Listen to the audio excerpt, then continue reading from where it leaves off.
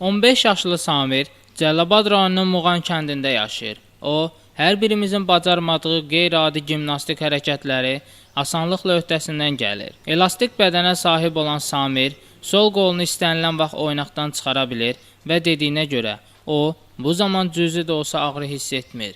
Samirin atasının dediyinə görə, o, ilk belə hərəkətlərini lap kiçik yaşlarında icra etməyə başlayıb. Uşaq kiçik yaşlarından bu idman növü ilə məşğuldur. Elastik uşaqdır. Biz əvvəl qorxurduq ki, bu cür elastikliyi, sonra gördük yox. Bu özü idman bir növüdür. Sonra bu tədricən məşğul oldu bu işlə.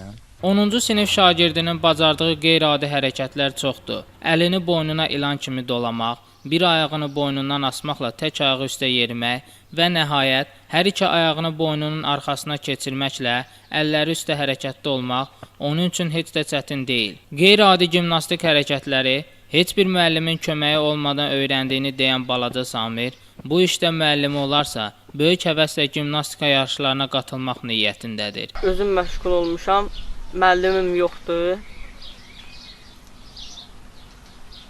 Müəllimim olsa çox yaxşı olar. Biraz öyrənərdim, qabağa gedərdim. Samirin atası deyir ki, onun elastik bədənə sahib olması heç də təsadüfi deyil. Belə ki, onun babası da elastik bədənə sahib olub. Şəmsdan Fikrətli, Rəhman Məlikov, Dünya TV.